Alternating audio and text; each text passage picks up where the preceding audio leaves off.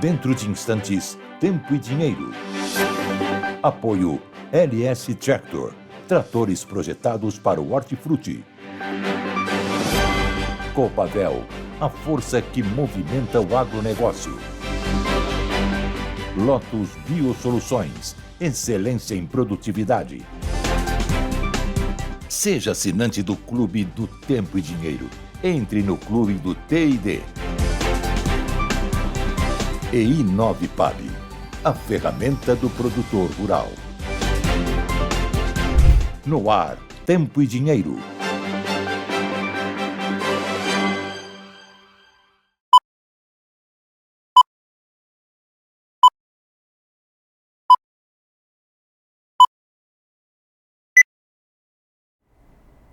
Olá, muito boa tarde, amigos do Tempo e Dinheiro. Estamos começando agora a edição dessa quarta-feira, 19 de fevereiro de 2025. Eu sou Fernanda Custódio e já trago os principais destaques da edição de hoje. No tempo, a gente ainda vai acompanhar chuvas para boa parte do Brasil, alguns destaques aqui de chuvas intensas, inclusive, para São Paulo, Mato Grosso, estado do Maranhão, Piauí, Rondônia e também lá no estado do Amazonas. Enquanto isso, no dinheiro, nosso foco é soja lá no mercado internacional. Mercado operando com volatilidade nessa quarta-feira, já caiu agora no período da manhã e nesse instante trabalhando aqui com leve alta também lá na Bolsa de Chicago. Assunto, claro, para Vlamir Brandalize daqui a pouquinho.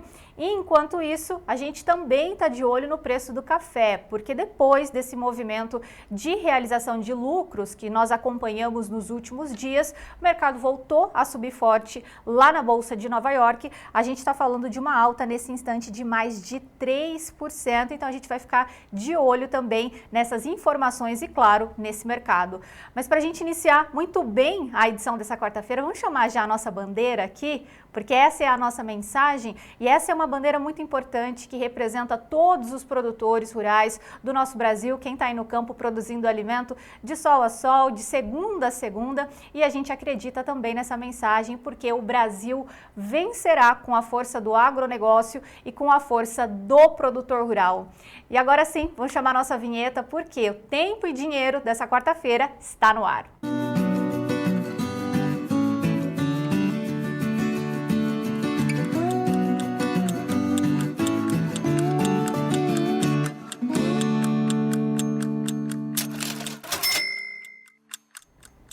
Vamos acompanhar já os destaques dos nossos analistas na edição de hoje.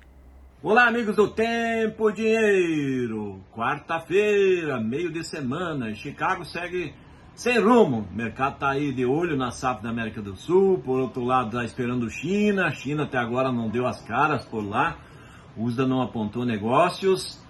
Isso vai deixando o mercado de Chicago na calmaria, sem grandes movimentos. Hoje aqui no Brasil temos uma valorização de R$1 aí nas cotações, nos portos, por causa do dólar, já vamos explicar. E o mercado de balcão segue estável, o produtor mais interessado em colher.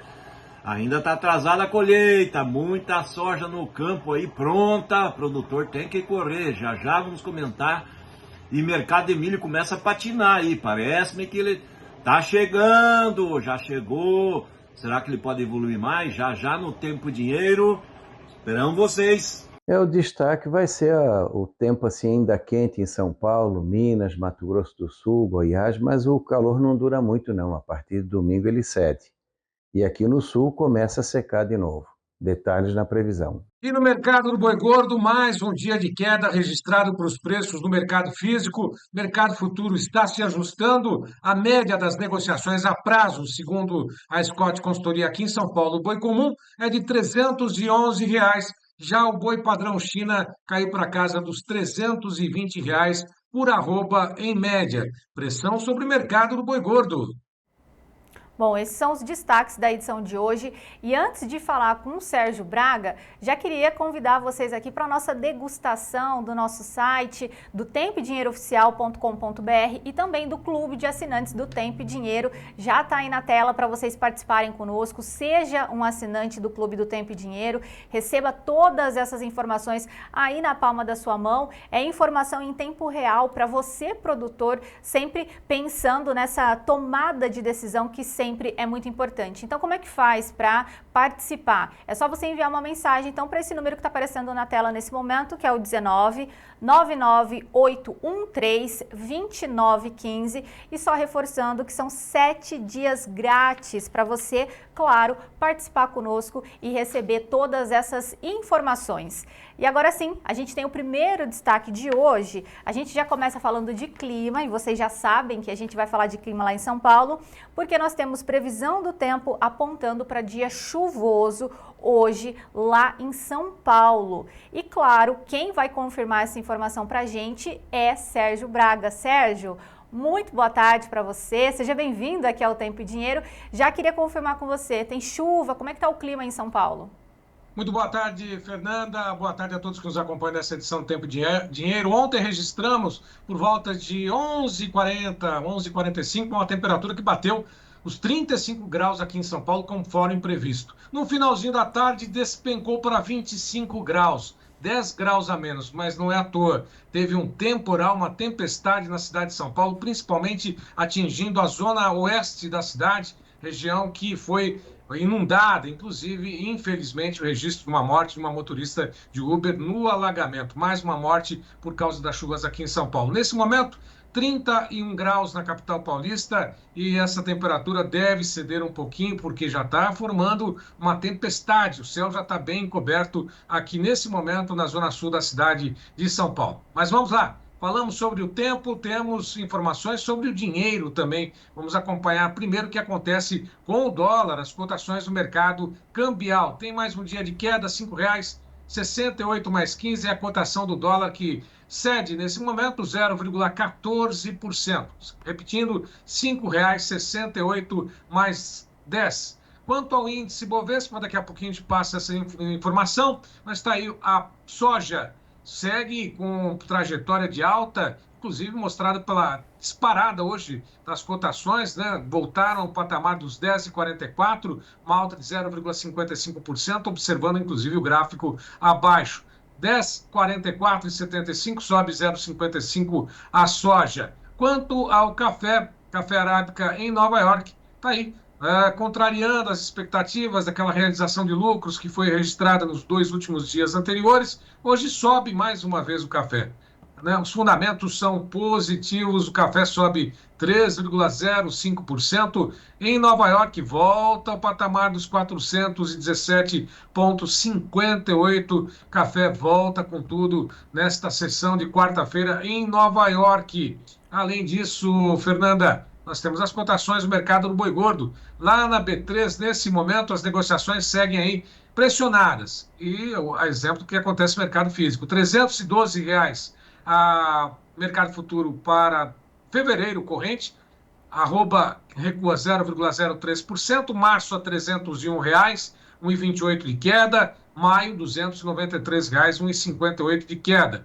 Ao indicador ontem, que recuou 0,89%, a 317,45. 4 praças de comercialização. Hoje tivemos 4 em queda, uma em alta, segundo a Scott Consultoria, entre as 32 pesquisadas pela Scott. São Paulo, Barreto, Araçatuba, 311,50, boi comum a prazo já descontado. Pelotas, o quilo a prazo, R$ 11,00 mais 5 centavos. Ao sul da Bahia, R$ 276,00 por arroba prazo. A região oeste da Bahia, R$ 279,00. Portanto, tá aí as informações, né, com relação ao mercado do boi gordo. Daqui a pouquinho eu trago mais detalhes de preços do mercado, também notícias da pecuária. Mas vamos aproveitar, vamos ao giro de informações, inclusive das principais notícias do agronegócio, com base também no site Irmão Notícias Agrícolas. Vamos lá, Gleidson.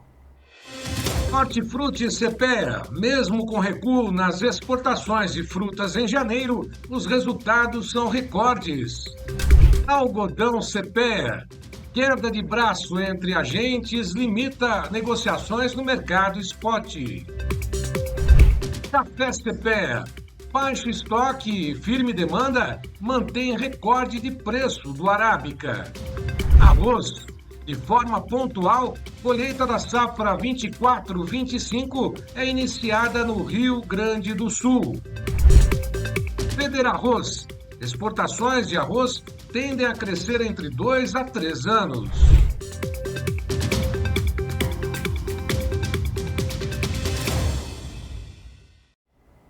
Aí temos mais destaques dos principais jornais de hoje, da imprensa em todo o Brasil.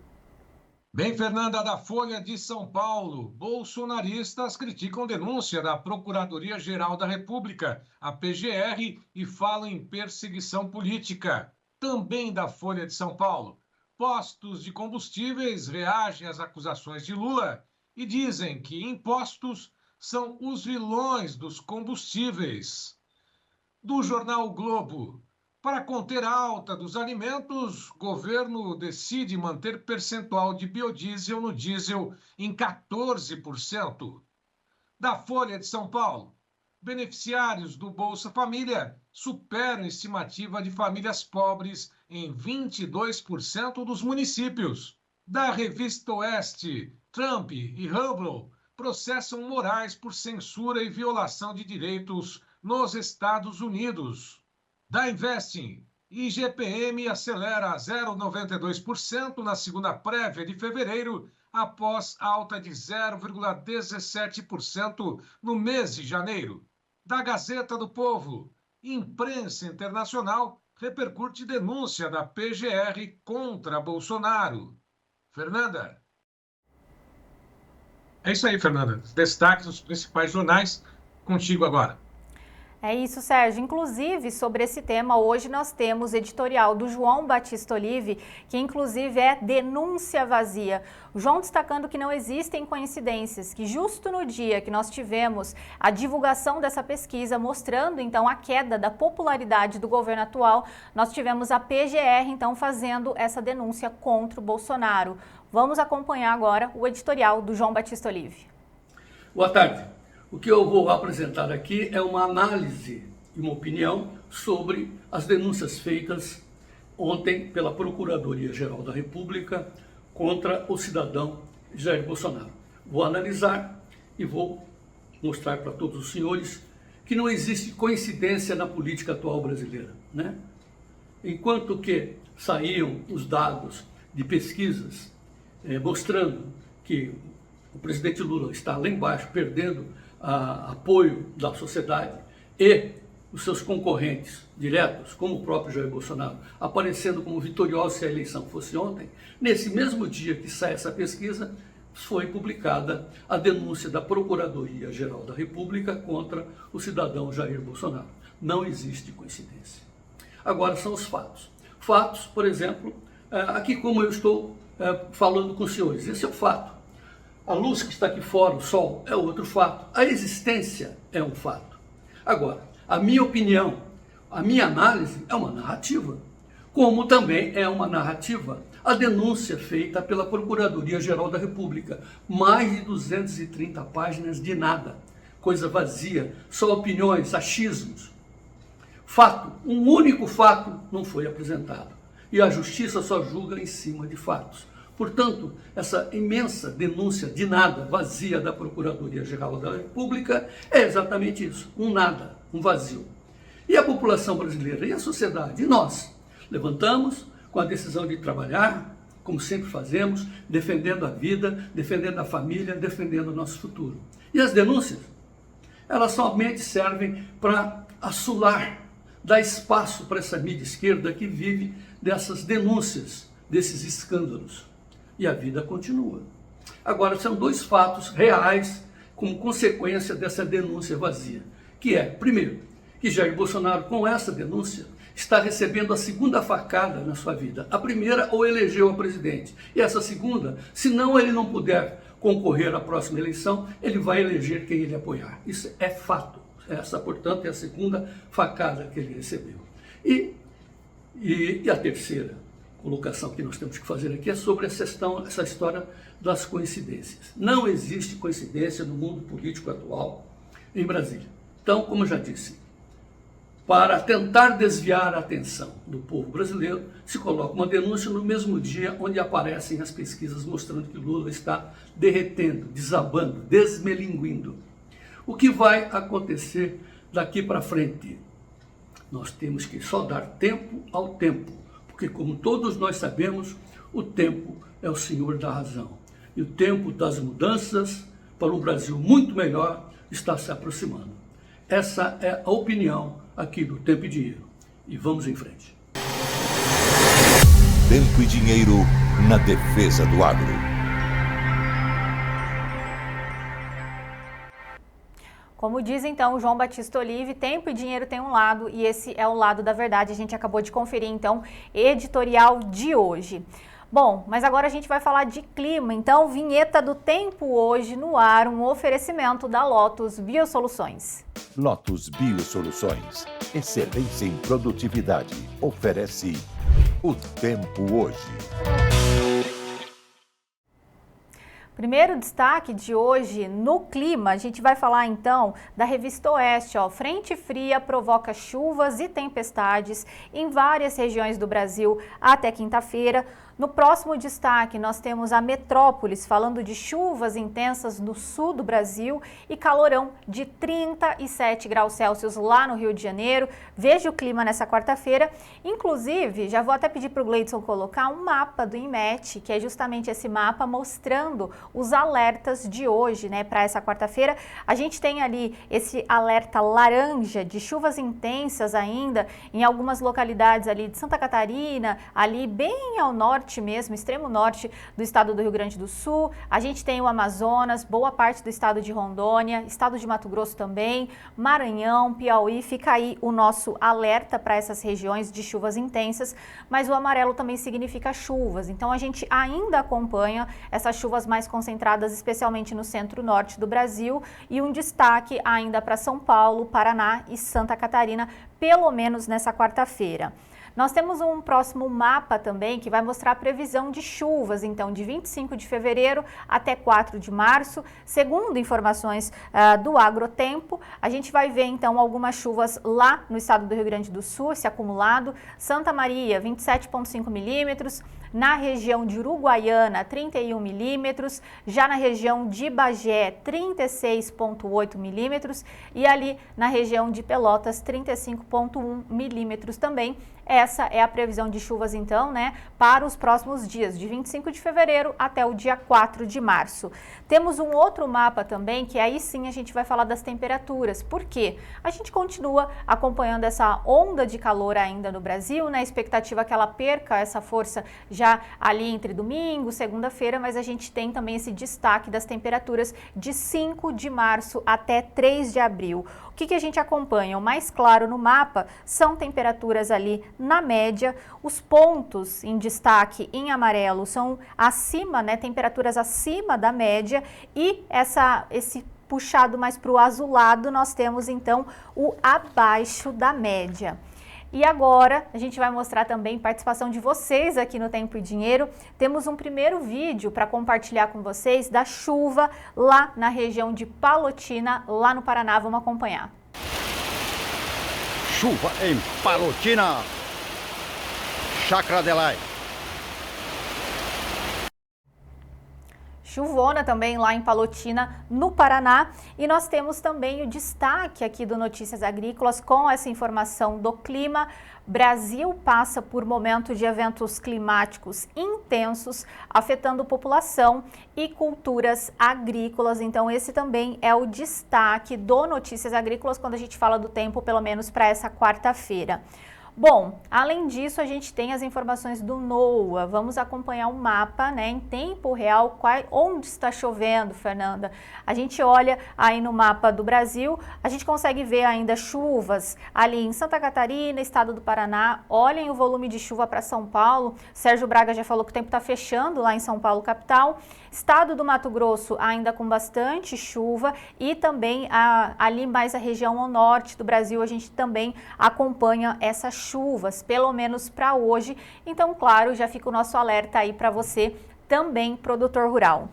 Mas como é que vão ficar as chuvas nos próximos dias? É isso que a gente vai acompanhar a partir de agora. Chuvas previstas do dia 20 ao dia 26 de fevereiro. A partir do dia 20, bastante chuva ainda no estado de Santa Catarina, estado do Paraná. A gente ainda acompanha chuvas mais concentradas no centro-norte do Brasil. Em contrapartida, estado do Rio Grande do Sul, boa parte do estado de Goiás, estado de Minas Gerais e também estado da Bahia sem chuva nesse período, cenário que inclusive se repete ali até o dia 22. Reparem no volume de chuvas ainda para o estado do Pará, estado do Maranhão e ali algumas localidades do estado do Piauí também é o nosso destaque. No dia 23, a gente ainda acompanha essas chuvas mais concentradas no centro-norte do Brasil.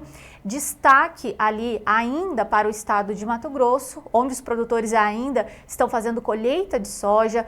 A partir do dia 25, as chuvas aumentam tanto ali no estado de Mato Grosso do Sul quanto no estado de Goiás. Esse é o nosso cenário. Chuvas ainda no centro-norte do Brasil. Enquanto isso, Rio Grande do Sul, boa parte de Minas Gerais e Bahia sem chuvas nesse período. Bom, tá? Então essa previsão estendida para a gente ficar de olho e acompanhar também. Bom, além disso, nós temos comentário do Ronaldo Coutinho lá da Climaterra. Vamos acompanhar. Vamos aqui, ó. Está mostrando o que? Nos próximos 5 dias, 19 e 23, começa a secar de novo o Rio Grande do Sul, Argentina, Uruguai, diminui aqui em partes do Santa Catarina, mas ainda tem uma boa chuva aqui no leste catarinense e Paraná. Claro que não é aquela maravilha, mas ajuda. Melhorou um pouquinho aqui em São Paulo, melhorou um pouquinho aqui no Mato Grosso do Sul e começa a aparecer chuva aqui no sul e oeste de Minas e no leste de Minas. Não é muita coisa, mas já começa a indicar o processo de mudança. Nessa grande área aqui, pouca chuva. Ajuda aqui no Mato Grosso a colheita, aqui no Goiás, aqui no norte do Mato Grosso do Sul também. Aqui começa a aparecer chuva, aqui a chuva vai aumentar na semana. O Tocantins também começa a aumentar a chuva, ainda continua com pouca chuva em toda essa área aqui, entre o norte de Minas, Bahia e partes do Nordeste. Mais ao norte continua com boa chuva, pegando o Maranhão, partes do Piauí, centro-norte do Ceará, e começa a aparecer chuva aqui no Elefantinho e também aqui no sul do Ceará. Quando a gente pega o total de chuva de hoje até o dia 5, nós temos bastante chuva aqui nessa parte norte do Brasil, desde o Acre, Amazonas até o Ceará. Tu vê que melhora bem aqui, essa melhora aqui vai ser agora, entre esse fim de semana e semana que vem. Então ali do dia 21, 22, 23 para frente, a chuva começa a melhorar nessa área. Também pega aqui o semiárido de Pernambuco, no extremo norte da Bahia, oeste da Bahia. A região de Irecê, a chuva começa a aparecer também desse fim de semana e semana que vem. Não é aquela maravilha, mas começa a aparecer chuva por lá. E também aqui no litoral começa a aparecer. A última região a melhorar aqui no Brasil vai ser aqui o centro-norte de Minas e o Rio de Janeiro. Começa a melhorar no Triângulo Mineiro, no sul de Minas, também em São Paulo, Mato Grosso do Sul. Volta a melhorar aqui no Rio Grande do Sul, aqui provavelmente no final da próxima semana. Nós vamos ter vários dias seguidos de tempo seco em boa parte do Rio Grande. Santa Catarina tem um tempo mais seco no fim de semana, segunda, terça e quarta, mas também depois volta a chover, assim como o Paraná. E melhora aqui no Uruguai, na Argentina e Paraguai. E a chuva aumenta bem aqui no norte, pegando também o Mato Grosso, Rondônia e Tocantins. Para quem está na colheita, vai atrapalhar. Para quem está no plantio também, mas para quem já plantou e está com milho em andamento, excelente. Nessa primeira semana, até o dia 25, que vai ser ali na terça-feira, nós temos o que? Abaixo da média no centro-sul do Brasil e parte do Nordeste e acima aqui no Norte. Do dia 26 para frente, melhora bastante toda essa região aqui, volta a ficar acima da média, também melhora aqui no Nordeste, melhora aqui no leste da Bahia, Pernambuco, extremo norte da Bahia, e diminui bastante a anomalia negativa. Então, à medida que entra no mês de março, vai melhorando a condição de chuva. E no sul também volta a melhorar, principalmente o Rio Grande do Sul. Na temperatura, esse período quente que nós estamos tendo agora entre o Mato Grosso do Sul, sudoeste e sul do Mato Grosso, Goiás, São Paulo, norte do Paraná, Rio de Janeiro, Espírito Santo, Minas e partes do Nordeste, ele começa a ceder já no domingo, segundo. Então, ele encurtou o período quente. Talvez até nem se configure uma onda de calor tecnicamente falando. Mas na prática vai ser um período bem quente, que está sendo, né, nos últimos 2 dias. Ainda tem mais hoje até o fim de semana, mas começa a ceder o calor. São Paulo, capital, já não fica tão quente no fim de semana e também o Rio de Janeiro diminui um pouco a temperatura. Fica mais quente ali no noroeste e norte do Mato Grosso do Sul. Triângulo Mineiro, área do café, começa a diminuir a temperatura a partir de domingo e segunda. Isso também pode significar lentamente a volta da chuva. Aqui no sul, nada de calorão, pelo menos até o fim de semana. Só ali no norte do Paraná e fronteira do Rio Grande do Sul com a Argentina é que fica um pouco mais quente. Alguns pontos importantes aí, então, essa onda de calor começando a reduzir a partir do final de semana, o Ronaldo Coutinho chamando a atenção para São Paulo, Minas Gerais, temos ainda o retorno das chuvas lá para o Rio Grande do Sul a partir do final da próxima semana e além disso ele destacando que a gente vai iniciar março, então, com essa melhor condição de chuva, mas claro que a gente vai ficar de olho nessas informações. E só para relembrar, esse quadro é um oferecimento da Lotus Biosoluções. Um novo conceito em nutrição vegetal que está oferecendo para agricultores de todo o Brasil mais produtividade. Lotus Biosoluções, excelência em produtividade. Bom, agora vamos acompanhar os comentários aqui no YouTube, que está todo mundo participando. A Fabiana Silveira, que está sempre aqui com a gente, falando boa tarde a todos do agro. Piratini, lá no Rio Grande do Sul, 27 graus, ensolarado, vamos em frente. O Marcelo Rocha, falando boa tarde. E ele destacando que conforme a previsão do Ronaldo Coutinho, noite passada foi a mais fria na fronteira com o Uruguai. Nova Petrópolis, lá no Rio Grande do Sul.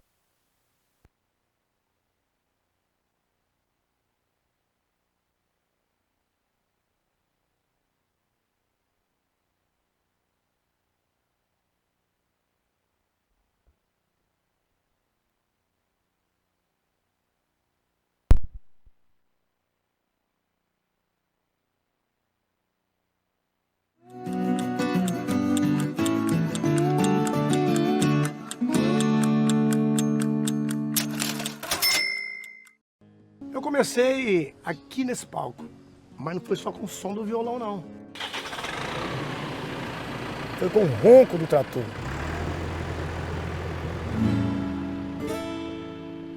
Eu sempre fui um produtor rural e quero crescer cada vez mais.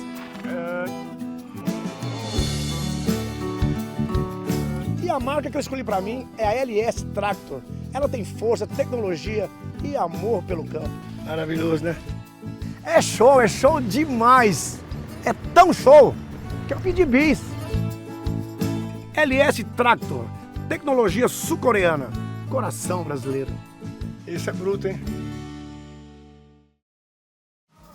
Para saber seu custo e conhecer o melhor momento de venda, use a i9PAB, a ferramenta do produtor rural. Com a i9PAB, você acessa o índice PAB e compara o melhor momento de venda. Lance as despesas na i9PAB para você saber seus custos.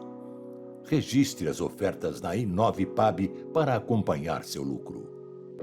i9PAB, a ferramenta do produtor rural. Quando você procura uma revenda para trocar parte da sua safra através de um barter, acontecem duas coisas importantes. Do seu lado, você garantiu os insumos necessários para você continuar avançando. Mas de outro, para a revenda, você fornece a eles um ativo financeiro. Um ativo que pode ser uma promissória, uma CPR.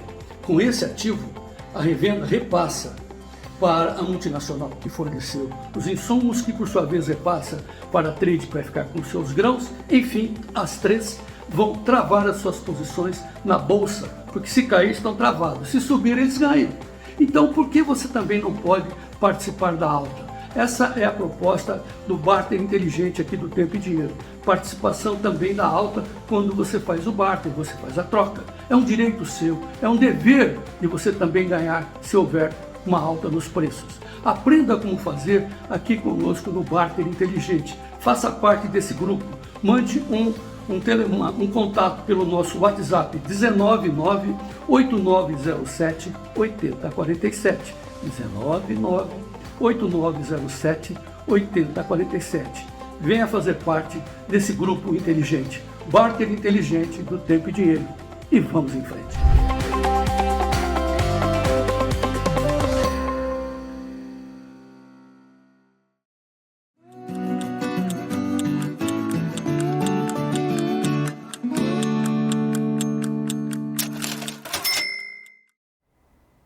De volta com o Tempo e Dinheiro dessa quarta-feira, 19 de fevereiro de 2025.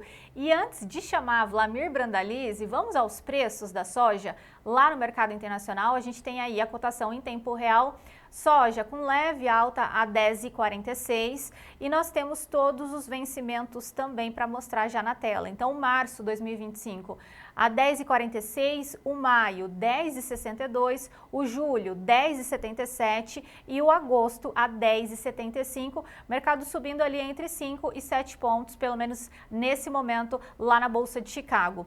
Temos os preços também na Bolsa Brasileira, o março a 23,1 com 0,52% de alta e o maio a 23,36 com 0,26 de alta. Quem vai trazer essas informações e comentar, claro, esse cenário para a gente é Vlamir Brandalize. Então, Brandalize, boa tarde, seja bem-vindo ao Tempo e Dinheiro de hoje.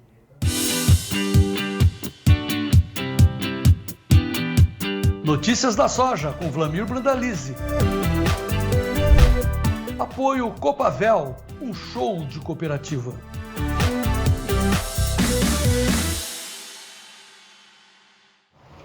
Bom, agora sim, notícias da soja com Vlamir Brandalize, oferecimento da Copavel. Brandalize, boa tarde, seja bem-vindo aqui ao Tempo e Dinheiro de hoje. Boa tarde, Fernando, boa tarde a todos. Vlamir já de volta para Curitiba, depois de ter passado aqui rapidinho conosco ontem, trazendo as informações. E já queria confirmar com você, no seu teaser de hoje, Vlamir, você falou, China ainda não apareceu, tem muita soja para colher aqui no mercado, né, aqui no Brasil. Como é que a gente está com os negócios nessa quarta-feira? Ainda faltando novidades para o mercado da soja? A novidade seria, Fernanda, a volta da China efetiva, né? E principalmente no mercado americano. Aparentemente eles estão atuando mais por aqui do que por lá, e isso deixa o mercado americano de Chicago ali sem rumo efetivo, né? Dá para ver que pela manhã teve momentos de leve alta, outros de leve baixa, agora que está pegando carona em movimentos técnicos e está com alta aí, até uma alta importante de 5 a 7 pontos. Então, o que está acontecendo agora? Nesse momento, ele está tentando consolidar tecnicamente o suporte no 10,40, né? Então, esse é um suporte importante, né? Até ontem ele estava no 10,30 de suporte. Se ele conseguir consolidar até o final do dia esse 10,40, ele dá sinais de escalada de leve avanço positivo. As posições mais à frente ali do maio, julho, já nos 10,70, tentando firmar esses níveis. Se conseguir firmar nos 10,70 acima, o objetivo ali do julho, ele continua sendo ir buscar novamente os 11 dólares. Então, o ambiente, nesse momento, ele está um ambiente positivo, mas em cima de movimentos técnicos, né? Porque de fundamento efetivo, ele não tem um fôlego grande desse momento, dessa meio de semana, porque falta a China comprando, temos a colheita que começa a ganhar ritmo aqui no Brasil, teve algumas chuvas aí na Argentina nos últimos 2 dias que deram uma amenizada, vamos dizer assim, nos problemas, que seriam fatores que limitam grandes corridas altistas, né? Não temos notícias para dizer assim, uma notícia importante que vai dar uma corrida altista no mercado. Não está tendo, porque que poderia, por exemplo, um acordo Estados Unidos-Rússia aí para tentar finalizar a guerra lá da Ucrânia, traria uma pressão positiva nas commodities e viria com alta de trigo, alta de milho e provavelmente até a da soja, em função que a demanda efetiva do mercado global de óleo vegetal, de petróleo, melhoraria e trariam uma pressão positiva. Ontem nós tivemos uma alta forte no óleo apoiado pelo petróleo e ajudou no final do dia a soja fechar com ganhos. Hoje, novamente, o mercado segue de olho no lado de cima, mas não é um fundamento e uma corrida altista. Ele é um passo a mais do que a gente acredita. O mercado tende a melhorar com o passar do tempo, né? Mas a pressão de uma grande safra aqui do Brasil, principalmente, ela acaba limitando essa corrida de alta de curto prazo. Ô Vlamir, como é que tem caminhado a nossa colheita? Inclusive a gente vai mostrar vídeo daqui a pouco, mas assim, o produtor tem conseguido aproveitar bem, né, essas janelas que a gente tem acompanhado no clima, já que a gente tem falado tem ainda bastante chuva, chuvas muito concentradas no centro-norte do Brasil, mas o produtor tem conseguido aproveitar essa janela? Olha, os produtores principais aí é o Mato Grosso, né, que vinha sofrendo mais com essas chuvas mais pesadas e mais diárias. Ele conseguiu avançar bem. Hoje dá para dizer que o Mato Grosso já passou de 50% da safra colhida. Alguns produtores já mais de 60%, 70%. Tem produtor do Mato Grosso que já fechou a colheita ali na região de Lucas. E está correndo para fechar o plantio do milho safrinha, né? Porque para muitos produtores, a janela ideal do milho safrinha encerra amanhã, né? De plantio, que é dia 20. Tecnicamente encerra no final da semana que vem, né? Que é o final de fevereiro. Mas ainda a gente tem aí mais de 9 milhões de hectares para serem plantados e depende da colheita da soja, né? Então isso é importante, né? A colheita está evoluindo a nível nacional. Hoje a gente pode apontar aí bem acima dos 35%, talvez 37%. Nós já temos aí mais de 60 milhões de toneladas colhidas. Então o ritmo está evoluindo dia a dia, mas ainda, se a gente olhar com um atraso frente à média, que já poderia estar perto de metade das lavouras colhidas nesse momento, né? Ponto importante também. Ô Vlamir, mas nesse sentido, a gente tem um primeiro vídeo para dividir aqui do José Castilho Ruiz, lá de Novo Biratã, Mato Grosso, trabalhando também forte lá na colheita. Vamos acompanhar um pedacinho. A família inteira reunida, trabalhando, aproveitando essa janela aí do clima, né? Então, colhendo soja. Esse é um movimento que a gente tem visto os produtores lá em Mato Grosso realmente aproveitando essa janela, correndo também para colher. E olha aí a felicidade do seu José Castilho Ruiz com a família lá trabalhando também na colheita da soja. Muito bonito. E importante a gente mostrar também as famílias unidas aí pelo Brasil afora, todos trabalhando para a colheita, para o plantio, né? A gente está falando de colheita de soja, mas aí na sequência também já tem plantio de milho. Então, primeiro vídeo aí do José Castilho Ruiz. E a gente tem também, Vlamir, que aí eu quero mostrar os vídeos, depois a gente comenta, uma foto da soja do Daniel de Paula Correia, lá de Campo Grande, Mato Grosso do Sul, que é, ó, digna de capa de revista, uma foto lindíssima do Daniel. E além dessa foto, tem um videozinho também que ele já compartilhou conosco. Vamos acompanhar. Apareceu soja, hein? Com folha a gente não tem, ó.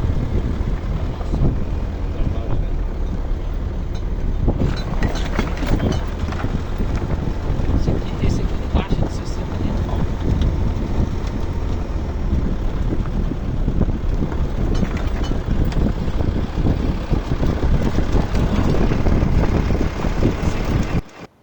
O Daniel estava falando ali pra gente é que essa soja, ela foi plantada em 10 de outubro e a expectativa dele de colheita é de 80 sacas por hectare lá na região de Campo Grande. E aí, Vlamir, imagens lindas, né? Você gostou da imagem, da foto? Tá bonita, aquela foto ali tá muito bonita, que nem você comentou aí, uma foto para a revista.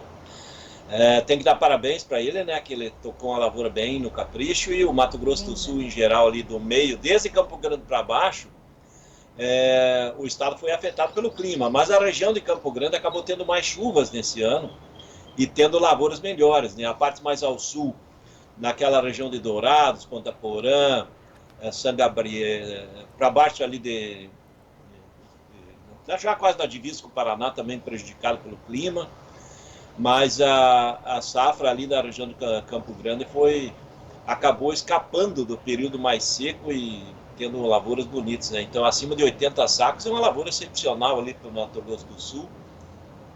mas em geral o Mato Grosso do Sul é dividido, né? De Campo Grande para baixo uma situação, de Campo Grande para cima outra melhor, e o estado vai ter perdas já confirmadas, né? Porque as lavouras mais ao sul, pegar ali de Campo Dourados, Rio Brilhante, Ponta Porã, toda essa região, as perdas ali chegaram a 30% a 50% da produtividade, em alguns casos até mais. E já estão colhidas, então essas já estão com milho safrinha andando, e agora a condição de lavouras de milho estão indo bem. E no restante do estado, essas lavouras aí estão muito boas, né? Então, esse é um ponto importante, né? E o produtor lá do Mato Grosso tá animado com a soja, né? Dá bonito, né? É isso que a gente comenta, né? Esses são os guerreiros brasileiros, né? É a guerra que o Brasil trava aí para tocar uma safra e colher grandes volumes e abastecer o mundo, né? Então essa é a guerra da salvação, né? A guerra do alimento, em que a gente consegue correr para os campos e sofrer com o clima, mas ainda colher uma safra grande que vai abastecer o mundo, né? Exato, Vlamir, contrapondo todas as notícias ruins que a gente vê aí na mídia. E sabe quem mandou vídeo também, Vlamir? Moacir Guarnieri, nosso amigo lá de Boa Esperança, Mato Grosso, estava super animado na manhã dessa quarta-feira. Ele até apareceu, não conhecia o Moacir? Ele vai aparecer no vídeo hoje. Vamos acompanhar o vídeo dele. Bom dia, João Batista. Bom dia, amigos de Tempo e Dinheiro. Estamos aqui, dia 19, 8h20 da manhã. Mudando o detalhão. Agora vai pro final aí, ó. Estamos transportando plataforma. E aqui é os milho, ó. Milho, bonito. É isso aí, meu amigo. E o agro não para. 10h20 da manhã do dia 19 aqui, ó. Terminando um pedacinho aqui que tinha molhado aqui. Tava muito molhado, não conseguia colher. Agora tá indo, ó o poeirão. Que beleza, meu amigo. Tava animado, hein, Vlamir? Tá animado, né? Porque essa safra ele tá conseguindo colher ela toda, né? E plantar o milho no período ideal. O ano passado ele sofreu, né? Com perdas grandes na safra, as produtividades da soja estavam muito baixas na safra passada. Ele conseguiu recuperar fôlego no milho safrinho. Mas esse ano aí ele está indo bem aí já para a reta final já da soja, em boas condições. E vem um milho muito bom também, né? Já vê que uma lavoura de milho que ele mostra aí já está bem evoluído. É que nem o nosso grupo aí, nós chamamos o grupo dos abrigueiros, que estudou no Colégio Agrícola. Ele prometeu um barril de chope no nosso encontro agora no dia 1º de maio. E eu tenho que dar outro, mas ele vai ter que dar 2, né? A safra desse ano dele tá muito boa e o pessoal tá cobrando 2 barris de chope dele. Ai, tá certo, Vlamir. Pra gente falar de prêmios também, né, Vlamir? Esse tem sido um dos destaques dos últimos dias, o senhor trazendo aqui pra gente também. Como é que estão os prêmios hoje, nessa quarta-feira, ao produtor? Olha, os prêmios hoje, mesmo com dólar, que estava em alta de manhã, e Chicago mesmo sem rumo, os prêmios pela manhã, eles estavam muito parecidos como ontem, né? Todos positivos, né? Essa é a boa notícia para o produtor, porque ele vai dando laço, vai mantendo as cotações.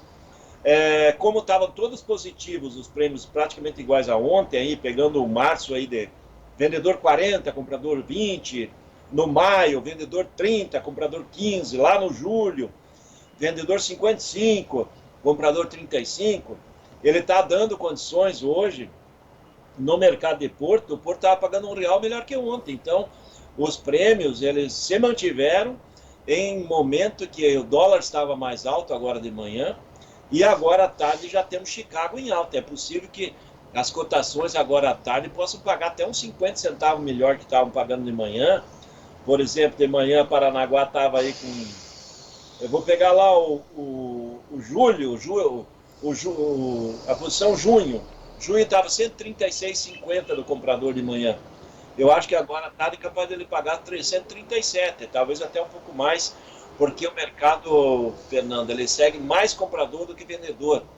Então o pessoal precisa de soja para completar navio, muitos navios chegando para embarque agora em março, e a corrida da soja segue, né? E o produtor com atraso na colheita, ele não está conseguindo fazer vendas novas, ele está colhendo, entregando contratos e esperando para ver o mercado. Como o mercado ele não despencou que nem o ano passado, né? Esse ano nós estamos com soja de 131 a 142 no Porto, e o ano passado, nesse momento, já era de 115 a 122, era bem menor. O mercado está calmo, né? No caso vendedor, esperando para se posicionar. Isso dá mais fôlego aí para o mercado de prêmio se manter nesse momento, e com o apoio do dólar hoje, talvez pague um pouco melhor à tarde. Já também o balcão possa pagar melhor à tarde. Hoje de manhã o balcão estava estável em relação a ontem, aí, só para dar uma ideia, o balcão gaúcho começava ali com 123 nas missões, até R$ 128 perto do Porto Rio Grande. Talvez à tarde, aquele que mexe no balcão, no valor, aí na posição 1h30, 2 da tarde, quando que ainda está no pico dos negócios, possam pagar para o produtor uns 50 centavos melhor agora à tarde. Ô Vlamir, mas nesse sentido que o senhor fala, né, o mercado muito mais comprador do que vendedor, realmente o produtor vendeu o que precisava, agora está realmente tirando esse atraso da colheita lá do campo e de olho, porque o mercado pode vir, tem fôlego para mostrar um preço mais alto e ele voltar a negociar a soja? Olha, o mercado tem fôlego lá em Chicago, apesar de que nós vamos entrar no pico da colheita agora na próxima semana, e muita soja vai vir para o mercado. E o produtor, nesse ano, como ele vendeu antecipado aí uns 35% da safra, ele não está muito dependente de vendas de grandes volumes de soja, pelo menos até o final de março. Então ele está segurando, esperando, acreditando que o mercado possa melhorar, e é bem possível que ele consiga alguma coisa a mais, sim, nessas próximas semanas, porque o comprador vai querer soja nos portos, e muito navio que vai chegar, ele precisa de mais soja para completar a carga. Então tem navio chegando aí já para carregar 60 mil toneladas, já tem comprado 45, 50, e vai precisar mais que 10, 15 mil. Então esses volumes adicionais aí vai trazer o comprador para o mercado, vai continuar comprando para embarques aí no mês de março, abril. Dá para ver que agora em fevereiro já a ANEC está projetando que o Brasil vai embarcar mais de 9 milhões de toneladas de soja.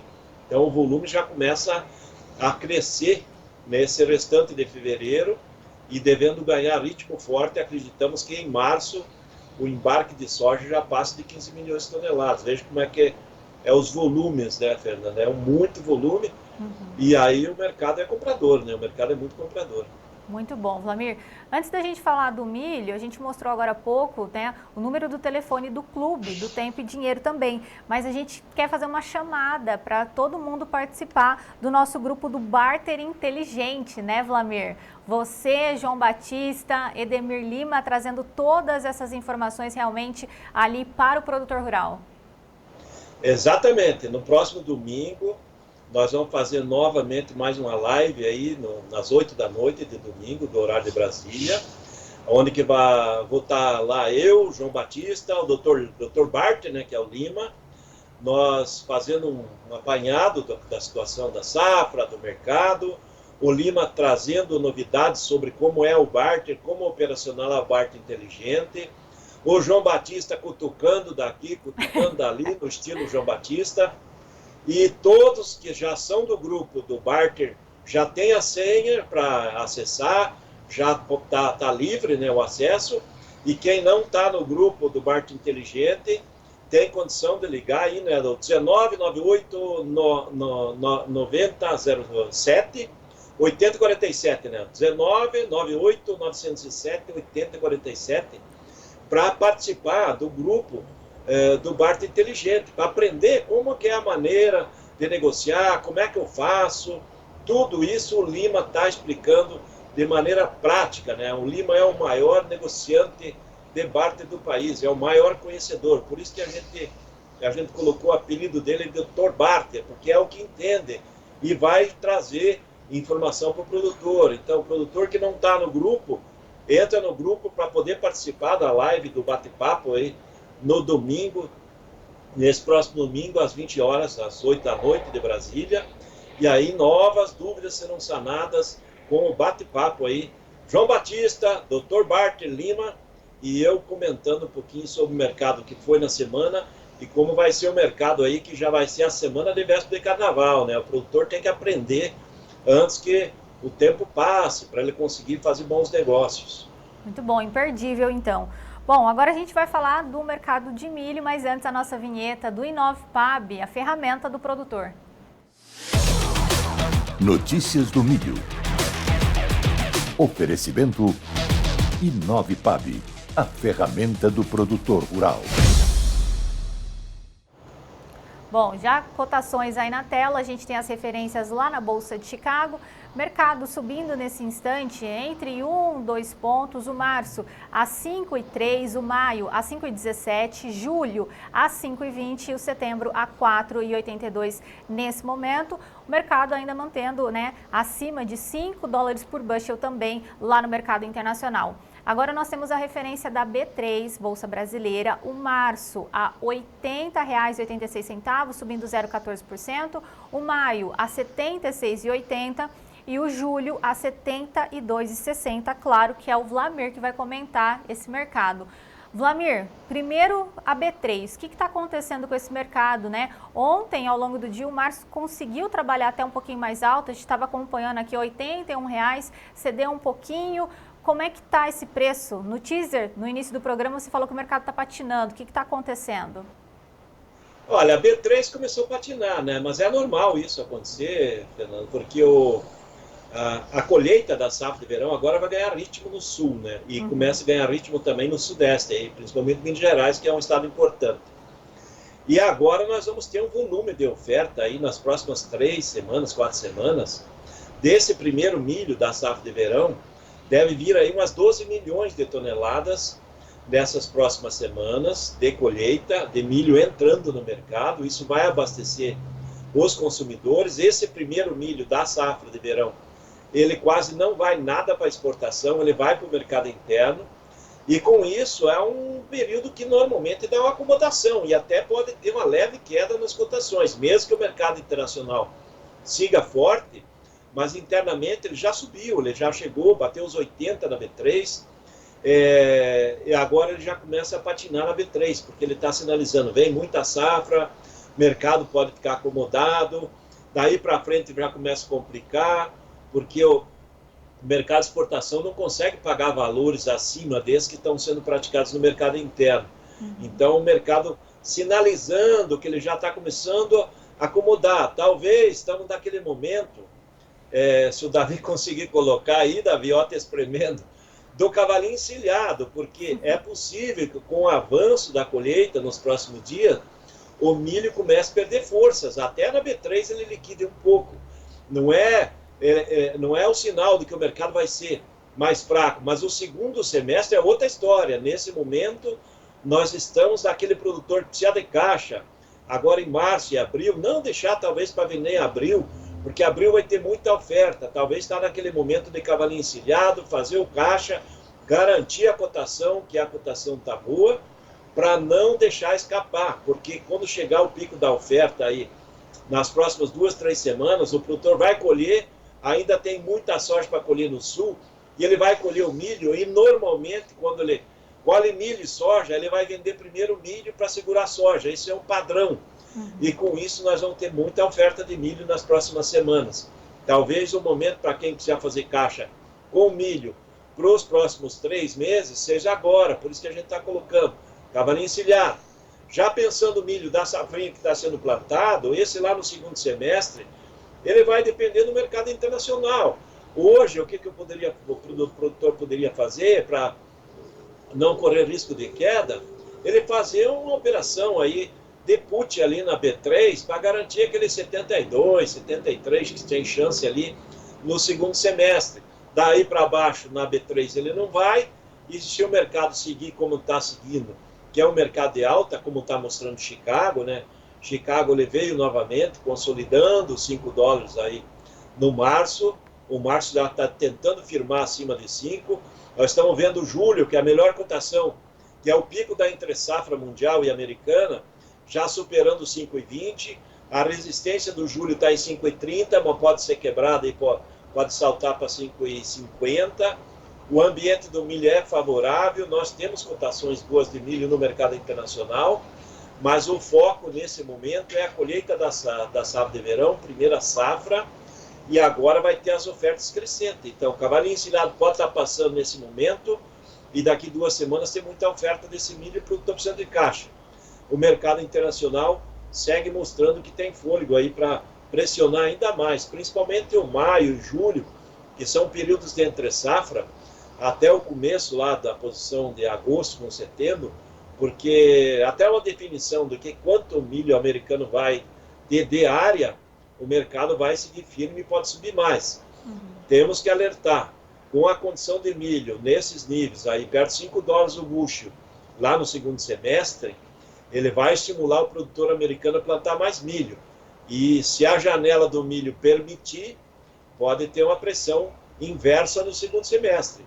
Então, o mercado segue firme, tem potencial de seguir firme, mas a gente tem que trabalhar protegido. Quem vai fazer posição de uma opção lá para o segundo semestre, que a gente vai explicar no domingo também, no caso do barter inteligente. Novamente, nós vamos explicar domingo. Quem já está no grupo está livre, né, de participar. Ele pegou e fez uma assinatura, né? Esse é uma live fechada só para o grupo.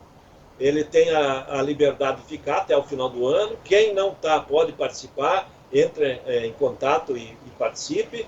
Vamos explicar como é que faz uma operação de proteção para o produtor garantir que o mercado não caia. Se ele continuar subindo, tiver problema, ele continua ganhando. Então, é essa a estratégia do barter inteligente, do produtor conseguir fazer relação de troca melhorada, ou seja, gastar menos grãos, gastar menos milho, gastar menos soja para comprar os seus insumos.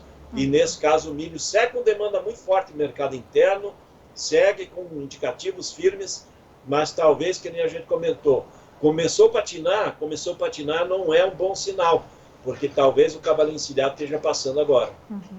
Ô Vlamir, então são 2 cenários. Agora, o produtor que precisa fazer caixa vende esse milho, porque aí ele vai ter esse retorno financeiro, até porque, conforme o senhor falou, nas próximas 2 semanas a gente pode ter uma pressão sazonal, que é natural do mercado, né, maior, e produtor da safrinha faz o travamento também lá no mercado, é isso? Exatamente, as 2 posições para o produtor trabalhar com segurança, né? Sim. E ele pode fazer uma operação, se ele quiser fazer venda do milho disponível, que ele está colhendo, aproveitar a cotação, e se ele acredita que o mercado pode subir à frente, se tiver algum problema, ele faz uma operação na bolsa, na B3, faz uma call aí para o meio do ano, a posição aí que ele possa garantir uma cotação, se o mercado subir, ele continua participando. Mas, em princípio, vamos ver, como nós temos ainda 10, 12 milhões de toneladas de milho para entrar em 2, 3 semanas, provavelmente, vamos ter muita oferta e talvez o cavalinho encilhado da cotação do momento seja agora, essa semana. Importante alerta para o produtor, então. Ô Vlamir, e a gente consegue trazer um panorama da nossa safrinha aí, que já é uma safrona, né, Vlamir? Ainda ontem a gente mostrou um vídeo de um produtor lá em Minas que encerrou, infelizmente, a janela ideal de cultivo, já mudou para o sorgo. Como é que está essa situação em outras regiões produtoras do Brasil? Olha, o milho está atrasado, o plantio, né? Hoje, o ideal do plantio brasileiro, se fosse plantar na janela melhor possível, ele encerra amanhã. E nós temos cerca de 9 milhões de hectares ainda para plantar de milho. É muito milho, né? Se a gente olhar, mais que a safra da Argentina, quase em área. E nós temos poucos dias e certamente nós vamos estourar essa janela e o produtor vai ter que avaliar bem se vai ter condição de chuvas até o final de abril, começo de maio. Tem a opção do produtor também com uma cultura muito boa, que é o sorgo. Uma opção para ele, fazer sorgo também, o mercado ter extremamente comprador de sorgo. É um ano que vai ter escassez de milho, vai ter escassez de sorgo, então o produtor tem a oportunidade de fazer 2 posições, ou faz o milho ainda dentro da janela, ou faz o sorgo na sequência. Então temos a oportunidade de fazer isso e o produtor não pode perder, não pode deixar a área parada, sem aproveitar, né? E nós vamos plantar uma área muito menor que seria possível, né? Então, esse é um quadro, nesse momento, em função do atraso da colheita da soja, do atraso do plantio do milho, e muito milho para ser plantado, né? Então, vamos entrar provavelmente em março, alguns plantando, mas já fora da janela, e E abrindo a oportunidade aí que nós vamos ver, provavelmente vamos ter um avanço na área de sorgo. A gente tem contato com o produtor já apontando que não estão conseguindo mais semente de sorgo, porque as empresas apontam que já venderam tudo, já está tudo negociado, mas alguns apontam que ainda tem aqui e ali. Então, é uma alternativa muito boa também, num ano de mercado de milho muito firme, né? Provavelmente valendo uns 40% a mais que o ano passado. Ô Vlamir, claro, aproveitando a sua participação aqui ainda, a gente tem esse cenário, então, bem construído, consolidado aqui no Brasil e também para o produtor brasileiro. Temos algum destaque lá no mercado internacional, lá na Bolsa de Chicago? Olha, o mercado do milho em Chicago, ele segue com um suporte muito forte agora, aí nessa base dos $5, se a gente olhar, né, os $5 aí para o maio e julho. Ele está trabalhando mais técnico nesse momento, né? Porque o mercado do milho também depende do mercado de trigo. Hoje está mais calmo o mercado do trigo. Não teve grandes notícias novas ali da Rússia, nem dos Estados Unidos, né, que são os maiores exportadores mundiais. E o mercado do milho também aí na expectativa, né, com relação à evolução ou não da demanda de milho para etanol nos Estados Unidos, né, que poderia ser um ponto importante, mas até agora não tem nada de novo. E nessa situação temos uma notícia triste, né, que ontem o governo brasileiro acabou indicando que não vai aumentar a mistura do biodiesel no diesel, que é a programação legal que era já projetado, era a partir de 1º de março agora, nós passarmos de B14 para B15, né? O ano passado nós estávamos com B12, passou para B14, e agora é para entrar em vigor pela legislação a partir de 1º de março, B15. Ontem o governo ele veio alegando com um indicativo que isso vai fazer o diesel ficar mais caro, que vai inflacionar, vai pressionar a inflação. É mais conversa para boi dormir, né? Porque a realidade é que o diesel poderia ficar 1, 2 centavos mais caro em função do aumento na mistura de biodiesel. Isso não impacta grande coisa, não. E outro fator importante é que acaba tirando demanda doméstica, né, de produtos como o óleo de soja, esmagamento que a indústria faria, né, que nós precisaríamos aí talvez umas 400 a 600 mil toneladas a mais de óleo de soja para fazer a mistura. Então, é uma notícia triste para o setor agrícola, é o governo jogando contra novamente, quando que há uma lei ambiental que ajuda todo mundo, ajuda o Brasil a importar menos diesel, porque nós somos grandes importadores de diesel, mas é isso que acontece, né? No caso do etanol, a ideia era aumentar a mistura esse ano de 27% para 29%, por enquanto não tem nada de novo específico, mas no mercado global a expectativa é com relação aos Estados Unidos, se vai manter, vai melhorar a mistura de etanol na gasolina, isso poderia trazer demanda nova de milho. Lá também pela manhã, os comentários que a gente tinha visto, o pessoal está meio reticente, porque eles alegam que, como está tendo escassez de milho no mercado global, eles apontam que talvez o governo americano esse ano não aumente a mistura do etanol na gasolina e deixe para aumentar o ano que vem, se tiver uma safra maior de milho. É aquela lei da oferta e da demanda, né? Como tem pouco milho, o pessoal está segurando um pouco o acelerador com relação aos biocombustíveis. E claro que a gente vai ficar de olho também nessas informações. Vlamir Brandalize, muito obrigada pela sua participação aqui, como sempre, né? Informações excelentes. Eu espero o senhor aqui amanhã. Amanhã, quinta-feira, estaremos aí. Até amanhã. Um abraço a todos. Obrigada, Vlamir. Um abraço, boa tarde. Até amanhã. Bom, e depois dessas importantes informações de Vlamir Brandalize falando sobre o mercado da soja e o mercado do milho, a gente vai então para as notícias de hortifruti.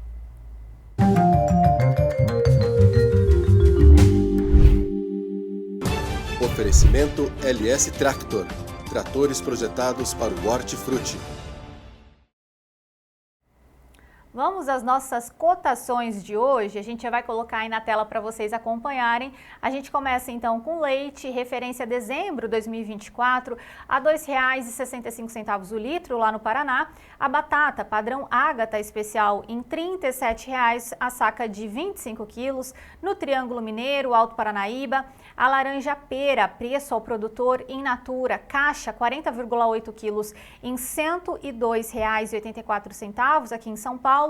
O tomate no atacado italiano 3A, a caixa de 20 quilos em R$ 103,33 aqui em Campinas. E o ovo branco, a caixa com 30 dúzias em R$ 252,68 lá na Grande BH, em Minas Gerais. Bom, quarta-feira é dia do mercado de mandioca com o Fábio Isaías Felipe, lá direto do CPEA. Mercado de mandioca. Oferecimento SIMP, Sindicato das Indústrias de Mandioca do Estado do Paraná. A última semana foi caracterizada por uma lentidão bastante significativa nos mercados dos derivados da mandioca. Mais especificamente falando da fécula, a comercialização se restringiu a menores lotes que estiveram destinados principalmente ao segmento atacadista e indústria de panificação. Para outros segmentos industriais, observamos uma lentidão maior.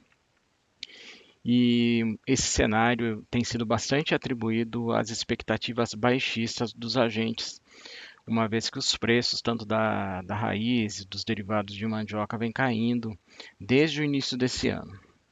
Então, de um lado, nós temos a produção crescendo a cada semana e do outro, uma demanda até que retraída.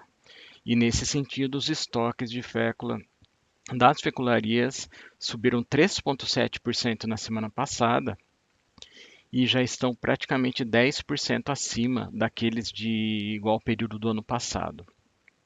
Assim, os preços caíram, né, em todas as regiões acompanhadas pelo CPEA. A média dessas regiões recuou 1,8% na semana passada, com a saca de 25 quilos a R$ 82,25, FOB fecularia, o equivalente a R$ 3.291,24 por tonelada. No mercado de farinha, nós não tivemos uma situação muito diferente, embora com o mercado um pouco mais movimentado, mas ainda com os compradores postergando as aquisições, também considerando uma expectativa de queda nesses valores. Com um mercado bastante restrito, os preços também acabaram recuando.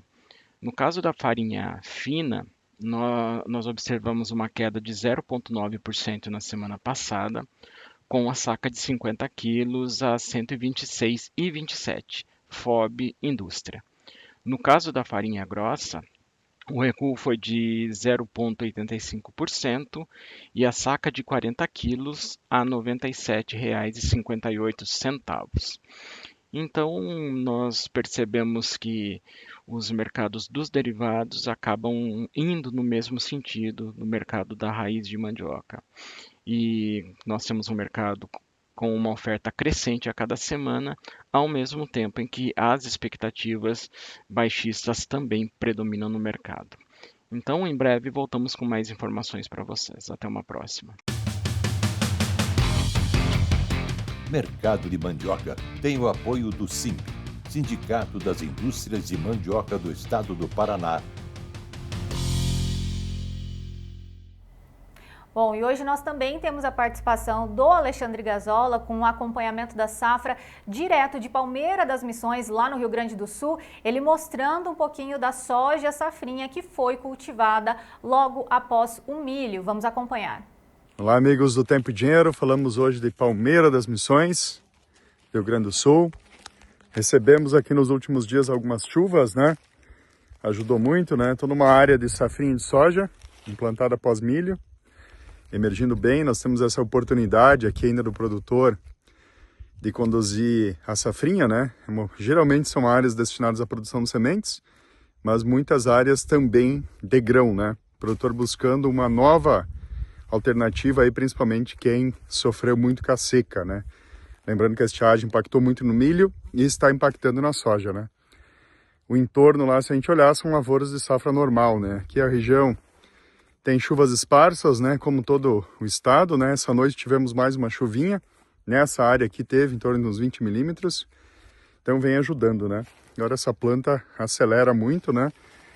E tem um desenvolvimento rápido, né? O risco da safrinha aqui no estado é depois a geada precoce ou o frio precoce, né? Estamos aí iniciando o desenvolvimento vegetativo aí, uma planta aí na plena arrancada inicial aí, sendo formada, né? Então, a diversidade aí que nós temos no sul do Brasil, né? Isso é uma oportunidade para o produtor agarrar renda, né? E também para oportunidade de produção de sementes. Grande abraço. Excelentes informações. Bom, e agora a gente vai falar de café, né? Então vamos às nossas notícias de café. Notícias do café. Oferecimento Clube do Tempo e Dinheiro. Seja assinante e ganhe 7 dias grátis.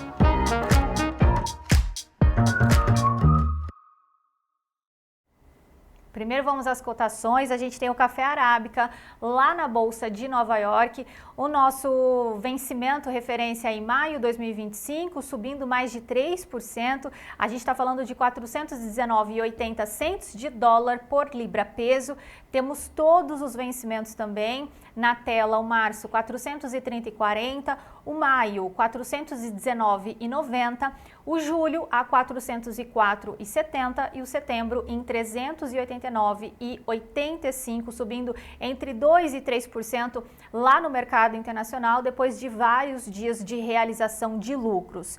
Bom, temos os preços também aqui na Bolsa Brasileira. O março, então, a 514 dólares por saca, subindo quase 2%, e o maio a 513,50, subindo mais de 2%. Mas nós também temos a referência lá do café robusta na Bolsa de Londres. A gente está falando do vencimento maio 2025 em 5.788 dólares por tonelada. O mercado também está subindo mais de 1% na sessão de hoje, dessa quarta-feira. A gente vai ficar de olho nessas informações. Mas hoje, antes de chamar o comentário do Bruno Labs, a gente tem um videozinho que eu queria dividir aqui com vocês também, de um cafeeiro totalmente carregado. A gente vai mostrar agora as rosetas, os grãos, cafeicultor também animado. Vamos acompanhar.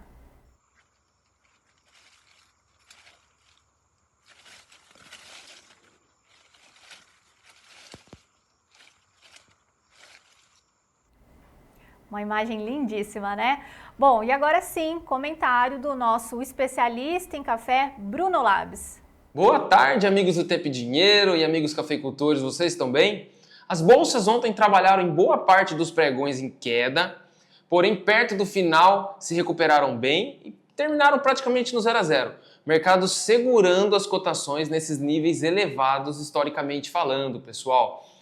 Nós não sabemos ao certo se essas ondas de calor que estão ocorrendo no Parque Cafeeiro, se vai causar muito dano ou pouco dano lá na safra. Fato é, por conta disto, pessoal, o mercado, neste momento, encontra dificuldade de realizar, ou seja, fazer uma realização mais pesada, que a gente já falou aqui, seria sadio para um mercado que está em tendência de alta, certo? Junto a isto, a essa onda de calor, que neste momento dá um bom fundamento para a segurada dos preços, você tem também o pico da entre-safra do café. Então, para o momento, é a tempestade perfeita para que o mercado não consiga realizar.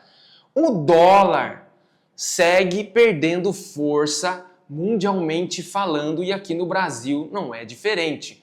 Nesse momento, ele flerta com um suporte importantíssimo que é o do 5,70. E, gente, se ele perder esse suporte, muito provavelmente, num horizonte à frente, nós veremos ele beliscar os 5,40. Então, muita atenção e cuidado com o dólar nesse momento, porque ele precifica o seu café, certo? Eu precisarei me ausentar amanhã e na sexta-feira, mas segunda-feira eu retorno com mais informações sobre o mercado de café. Tá joia, pessoal? Eu desejo vocês uma ótima tarde, fiquem com Deus e até segunda-feira. E a gente vai esperar aqui, né, obviamente, as análises tão importantes também do Bruno Labs. Bom, agora a gente vai falar das notícias da pecuária com o Sérgio Braga.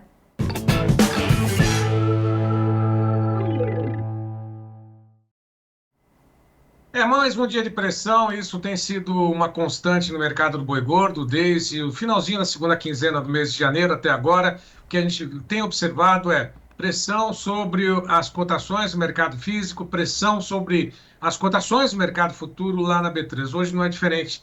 As negociações na B3 nesse momento, o Gleidson mostra exatamente na tela para quem está nos acompanhando, o fevereiro a R$ 312 por arroba recua 0,03%, março arroba negociada a R$ 300,80, queda de 1,34%. Maio, R$ 292,80, recua 1,65%.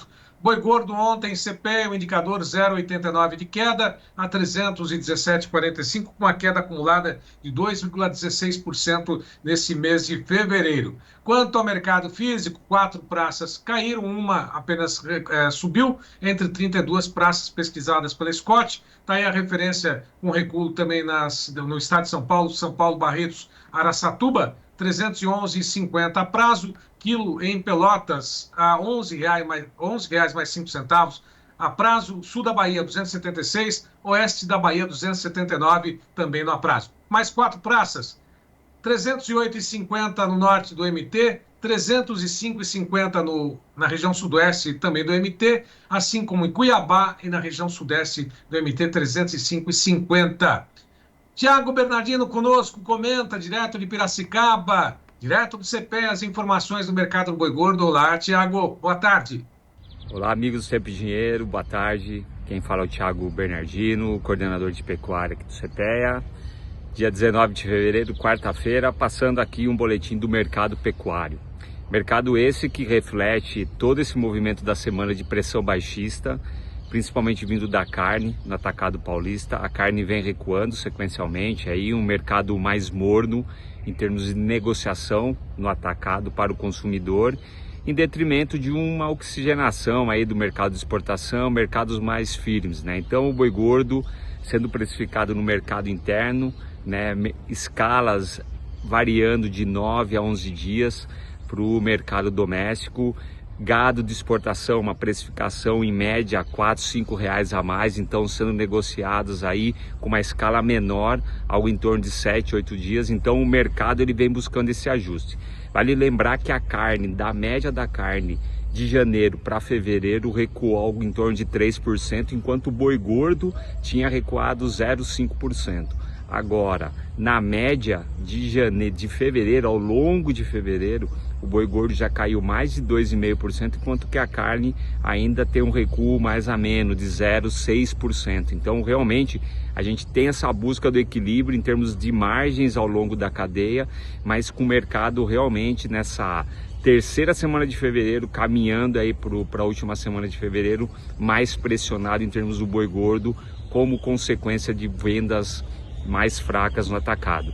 Ao redor do país, realmente a gente vê uma pressão baixista também, destacando Goiás, patamar de preço a 295, quando a gente pensa em Minas Gerais também, próximo aí dos seus R$298, Mato Grosso, o mercado mais ajustado, conseguindo preços de R$305, R$310, muito devido à condição, né, que a gente está encontrando em termos de passo lá.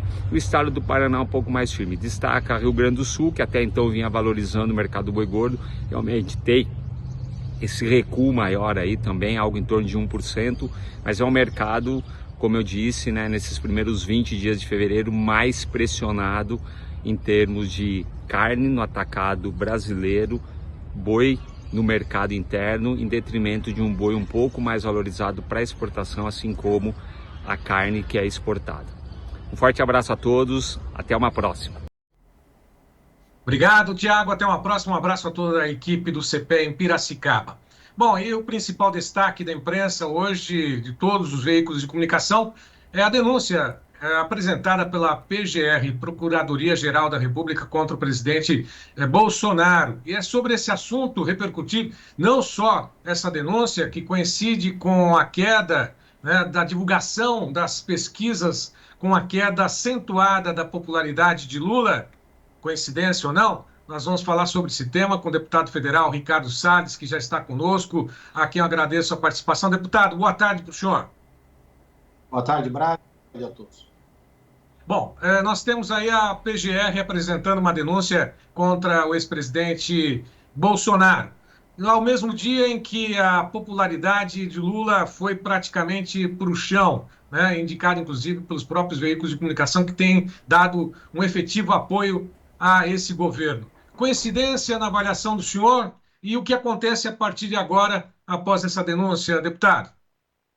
Bom, de um lado, como você destacou bem, Lula ladeira abaixo com a sua popularidade, também não poderia ser diferente, o dólar nas alturas, taxa de juros nas alturas, a inflação de alimentos, e não culpa do agro, culpa do governo, nas alturas, custo de combustível nas alturas, ou seja, a vida do brasileiro é absolutamente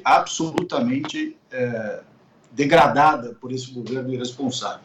Agora, neste exato momento em que o governo Lula se depara com uma baixa de popularidade significativa, vem a denúncia. Quando você lê a denúncia, é a mesma narrativa da história de golpe que vem sendo contada na imprensa ao longo dos últimos 1 ano e meio, 2, com ausência de provas substantivas que possam dar sustentação a essa narrativa. Sempre no campo das hipóteses, né? Seria, poderia ter sido, se tivesse feito. Quer dizer, não funciona desta maneira a estruturação de uma denúncia criminal. Então, qual é a constatação evidente, Braga? É que a denúncia vem, de certa forma, para ajudar o Lula, coincidência ou não, e porque desvia o foco da sua queda de popularidade de todos os problemas da economia e do dia a dia dos brasileiros, e, por outro lado, denúncia essa que não traz nenhum elemento novo de convencimento, senão aqueles relativos à narrativa construída a partir da delação do Mauro Cid, que foi uma delação de réu preso, portanto é uma delação eivada de suspeição, na medida em que foi feita sob ameaça, inclusive ameaça no sentido de restrição física à sua liberdade, né? Sua liberdade de ir e vir. Agora, sem dúvida é uma perseguição, né, política que o ex-presidente está sofrendo, e diante dessa situação, acusar, né, é uma prática usada, inclusive, por esse governo que aí está, né, para poder desviar a atenção. O senhor acha que, efetivamente, teremos aí um desdobramento mais sério em relação a uma possível prisão do ex-presidente ou não? Bom, é o que pretendem alguns ministros, né, já de antemão já tinham dito que o Bolsonaro teria que pagar pelos crimes que cometeu, etc., mesmo sem saber que crimes cometeu. Hoje já há uma discussão, hoje está sendo travada aí, está em todos os jornais, sobre se essa denúncia tramitará perante a primeira turma do Supremo Tribunal Federal ou se ela deve tramitar e ser julgada pelo plenário do Supremo Tribunal Federal. Por que isso é importante? Porque já é dado como certo que a primeira turma do STF, pela sua posição anti-Bolsonaro de forma homogênea, seria praticamente uma decisão unânime contra o ex-presidente.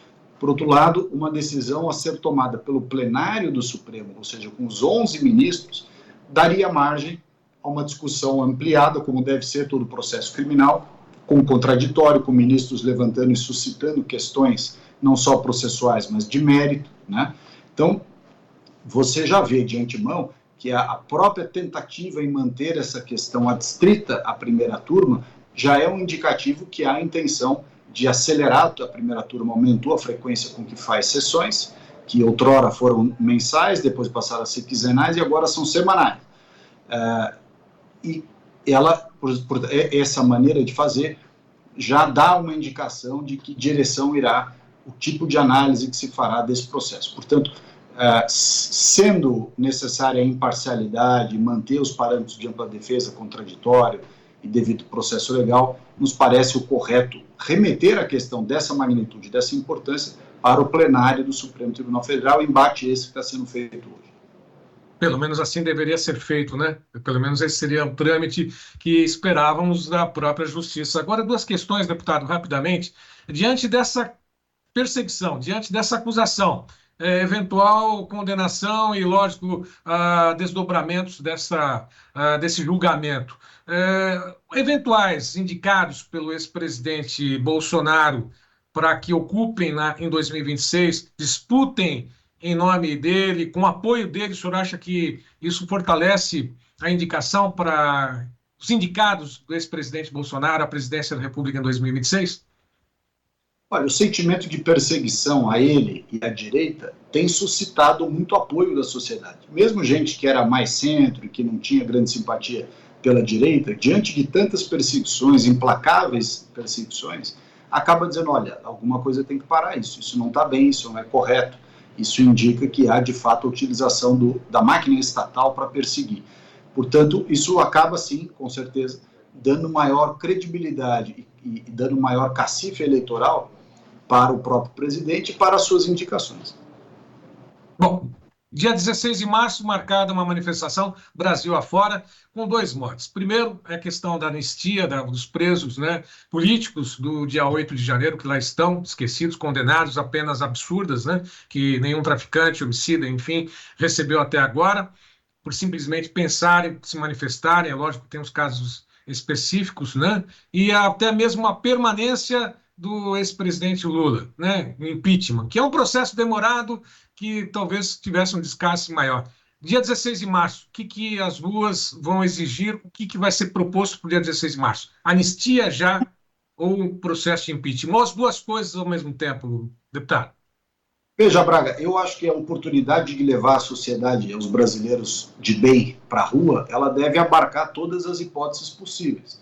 Então você tem desde a anistia, que evidentemente é uma questão humanitária, com aquelas famílias e presos e condenados, pessoas que estão respondendo aqueles processos absurdos, a expressão fora Lula, que abarca toda a forma de descontentamento com esse governo irresponsável, corrupto e ineficiente que aí está, né, e que expressa, essa palavra fora Lula expressa, sintetiza o sentimento da sociedade de que não quer mais, e não aceita mais esse tipo de conduta, né? E para além disso, você tem temas pontuais, você levar, por exemplo, uma exigência de instalação imediata da CPI do abuso de autoridade, a CPI dos Correios, diante dos escândalos de corrupção que já voltaram, da Previ, e assim vai. Quer dizer, são tantos os pretextos, justos pretextos que nós podemos utilizar nessa manifestação de rua, que eu acho que o que menos importa é determinar qual é a pauta. A pauta cada um vai levar dentro do seu coração, dentro da sua cabeça. O importante é nós manifestarmos que a sociedade brasileira, as pessoas de bem, de coração, espírito verde e amarelo, não aceitam mais a situação que se encontra hoje no nosso país. Bom, para finalizar contigo, sem dúvida nenhuma, o senhor é um dos candidatos preferidos das 2 cadeiras aqui do Estado de São Paulo como senador. Isso realmente é um assunto para uma outra pauta. Agora, dia 16, nós teremos aí alguns segmentos, dizem inclusive que impeachment não seria o ideal para a situação do momento. Seria até uma oportunidade para que esse mesmo governo continuasse ou até saísse por cima, né? O senhor acha que isso realmente é melhor deixá-lo e, infelizmente, a população, todos nós estamos sentindo o peso desse desgoverno sobre a economia, sobre a vida de todo mundo, os impostos? É melhor deixá-lo finalizar esse governo do que propor, eventualmente, a substituição por Geraldo Alckmin? Olha, dois raciocínios, duas situações passadas ajudam a responder essa pergunta. A primeira é a seguinte: em 2005, o Fernando Henrique e a cúpula do PSDB, diante de uma possível janela política que havia na altura para o impeachment do Lula, decidiram deixar ele sangrar. E nós vimos o que aconteceu. Ele foi reeleito presidente da República, depois colocou a Dilma por mais um mandato e meio. Então essa história de deixa sangrar e a gente tira pelo voto em 2026, ela é uma aposta de grande risco. Segundo, em 2016, quando houve a tramitação do processo de trâmite da Dilma, eu pergunto, foi melhor ter tirado a Dilma e ter colocado o Temer, ou era melhor ter deixado a Dilma até o final? Eu arrisco dizer que não há dúvida de que foi melhor ter tirado a Dilma. Então, tudo isso para levar em consideração essa reflexão. Eu acho que não há resposta peremptória, nem para um lado nem para o outro, mas há argumentos muito razoáveis em todos os sentidos. O importante é superar essa dicotomia, faz ou não faz impeachment, até porque não depende dessa manifestação. Nós não estamos diante de uma decisão para amanhã de fazemos ou não fazemos o impeachment. Até se fosse para avançar uma homogeneidade de opinião pelo impeachment, ainda assim é um processo longo, desgastante, demorado. Então, não, eu acho que essa é uma polêmica que não leva a lugar nenhum. Nós temos que ir às ruas no dia 16 de março e manifestar de forma clara, objetiva, o nosso descontentamento contra tudo isso que está acontecendo no nosso país. Recado final para o produtor, né, para o agronegócio, aquele que faz a economia, alimenta o Brasil, o mundo, nesse momento, finalizar com o senhor. Olha, sigam no trabalho, o agro brasileiro é exemplo para todos nós brasileiros, mesmo da cidade, de outras regiões, para o mundo. Nós aqui da nossa parte na Câmara dos Deputados estamos fazendo o que é possível. Eu queria lembrar que essa semana o Ministério da Agricultura tinha baixado uma portaria determinando, por exemplo, que houvesse a inscrição de prazo de validade, lote, em todos os ovos de todas as produções, de todas as granjas, independentemente do tamanho. Nós nós do Partido Novo, e eu fui o autor, junto com o deputado Marcel Van Hatten, de um projeto de decreto legislativo para derrubar essa norma absurda que aumentaria os custos de produção dos nossos produtores de ovos em todo o Brasil. E, felizmente, diante da nossa ação, do nosso movimento, o próprio Ministério da Agricultura houve por bem revogar a norma. Então, a gente está fazendo o que é possível, mas é que, de fato, o Brasil, com essa turma, está muito mal, está muito contaminado. O agro é a nossa principal base de sustentação, é a esperança do povo brasileiro. Então, graças ao agro, o Brasil não afundou mais. Deputado federal Ricardo Salles, por São Paulo, conosco nessa edição. Aqui eu agradeço a participação, bom trabalho e vamos em frente. Dia 16 a gente se encontra aqui em São Paulo, assim como em outras regiões, Bolsonaro, no Rio de Janeiro, enfim. Um abraço para o senhor, muito obrigado pela participação conosco aqui. Obrigado, até lá. Até mais. Bom, Fernanda, de volta aí contigo no estúdio. Informações importantes, hein, Sérgio Braga? Para a gente continuar acompanhando, claro, toda essa história e essa situação. Mas, Braga, vamos encerrar a edição de hoje. Mais uma vez, obrigada aí pela sua participação. E amanhã a gente volta com muito mais informação, mais notícia para você, produtor rural. Até lá. Tchau!